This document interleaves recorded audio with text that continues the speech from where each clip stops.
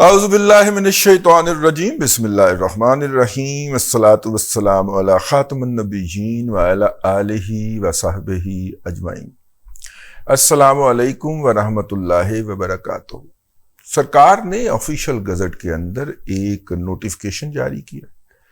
اس notification کے تحت حکومت پاکستان نے یہ فیصلہ کیا ہے کہ آئی ایس آئی کا ایک گریڈ 18 یا اس سے زیادہ کا افسر جو ہے وہ کسی بھی مشکوک آدمی کی فون کی ریکارڈنگ کرنے اور اس کو مانیٹر کرنے کا حکم جاری کر سکتا ہے۔ انگریز کے دور سے جب سے ہمارے ہاں یہ دستاویز بندی شروع ہوئی ہے، اس کے مطابق ایک گزٹ نوٹیفیکیشن ہوتا ہے جس میں وہ آرڈر آ گیا ہے۔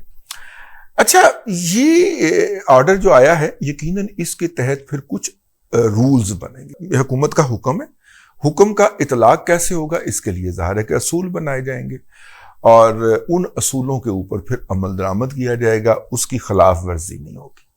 اچھا، ہمارے دوست ہیں، دوست تو نہیں ہیں، سینئر آدمی ہیں، وہ بڑے صحافی ہیں، ہم اتنے بڑے صحافی نہیں ہیں کیونکہ ان کو ہم سے زیادہ مار پڑی ہے۔ جناب عمر چیمہ صاحب ہیں، ان کو ہم سے زیادہ مار پڑی ہے، اس لیے ہم ان کو بڑا صحافی کہتے ہیں۔ ہمیں اتنی مار نہیں پڑی، ٹھیک ہے، آہو اسی پہلے ہی ٹہ گئے تھا۔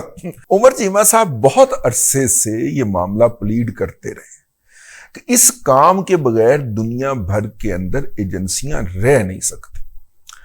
تو یہ ہونا تو ہے، تو حکومت کو چاہیے، کوئی حکومت، وہ عمران احمد خان نیازی کے دور کے اندر 3 سال 7 ماہ 21 دن کے اندر بھی کہا کرتے تھے کہ جناب جو اس کے لیے جو فون ٹیپنگ ہے اس کے لیے، اور اس کے لیے وہ کوٹ کرتے تھے ہماری ایجنسیوں کے ہی کچھ سرونگ اور ریٹائرڈ حکام کو، وہ کہتے تھے کہ وہ کہتے ہیں کہ یار حکومت جو ہے وہ پارلیمنٹ بیٹھے اور اس کے کچھ قوانین وضع کرتے، اس کے کچھ اصول و ضوابط وضع کرتے۔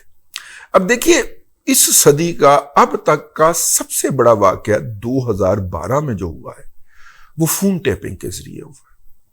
سوشل میڈیا کے ذریعے اس کی خبر پھیلائی گئی اور فون ٹیپنگ کے ذریعے ہوا۔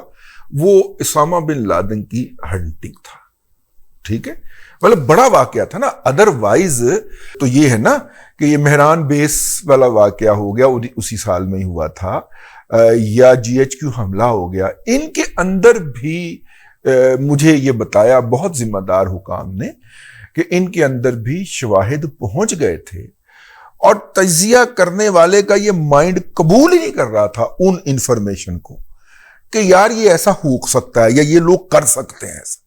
بعض اوقات کوئی حقیقت جو کہ اتنی ان ایکسپیکٹڈ ہوتی ہے، غیر متوقع طور پہ ہونے والا واقعہ ہوتا ہے کہ جو اوپر اس کو انویسٹیگیٹ کر رہا ہے یا اس کے اوپر مانیٹر کر رہا ہے یا اس کے سے نتائج اخذ کرنے والا جو بندہ ہے وہ کہتا ہے یار یہ ہو نہیں سکتا، لیکن ہو گئے۔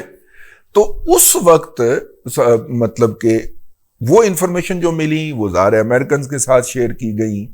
امریکن نے پھر مطلب ایک موبائل تھا، وہ جا کے ایکٹیو ہوا اور ایکٹیو ہونے کے بعد اس نے کال کی، میسج دیا اور اس کے بعد وہ پھر بند ہو گیا، اور وہ 6 مہینے کئی سالوں سے بند تھا، پھر وہ ایکٹیو ہوا۔ تو انہوں نے جناب اس کو مانیٹر جب کیا تو مانیٹر کر کے پھر وہ کرتے کراتے اسامہ بن لادن تک پہنچ گئے۔ تو یہ اس صدی کی سب سے بڑی خبر تھی، یا اس صدی کا سب سے بڑا کیچ تھا، یا اس صدی کا سب سے بڑا ہنٹ تھا، جو کہ فون ٹیپنگ سے ہوا، فون کی مانیٹرنگ سے ممکن ہو سکا۔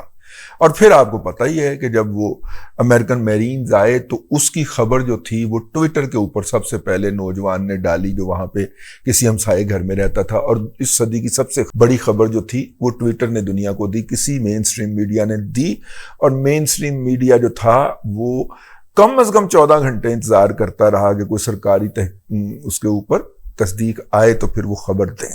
ہاں، وہ ہیلی کاپٹر اڑتے ہوئے ٹکرا گیا تھا نا ایک دوسرے سے، تو ایک تباہ ہو گیا تھا، تو اس ہیلی کاپٹر کو، میرا مطلب ہے اس کے پھر حکام جو تھے ان کو بھی لے کے جانا تھا، اس کے لوگوں کو بھی، وہ سارا کو ٹھیک ہو گیا۔ ایسی صورت کے اندر یہ GSM کی ہی نہیں بلکہ ڈیٹا کی مانیٹرنگ بھی ضروری۔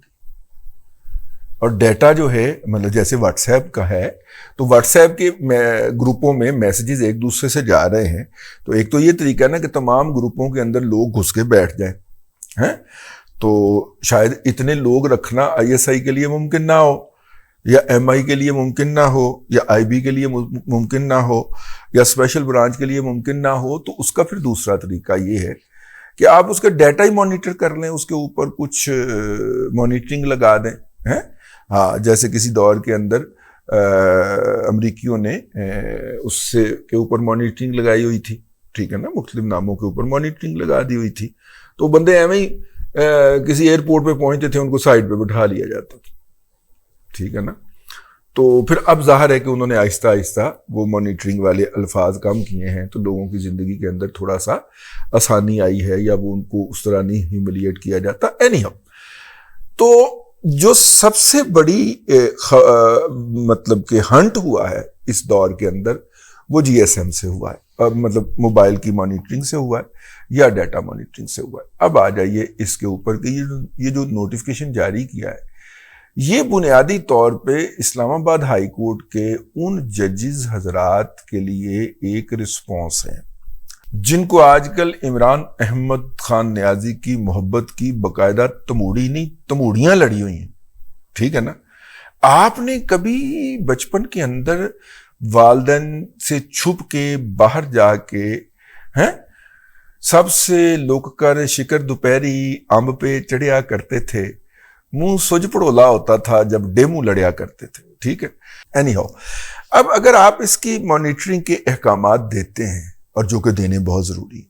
اچھا، دنیا بھر کے اندر ادارے جو ہیں وہ مانیٹرنگ کرتے ہیں، کمیونیکیشن کی مانیٹرنگ کرتے ہیں، سگنل کی مانیٹرنگ بھی کرتے ہیں، افراد کی مانیٹرنگ بھی کرتے ہیں. نئے نئے جدید آلات آ چکے ہوئے ہیں.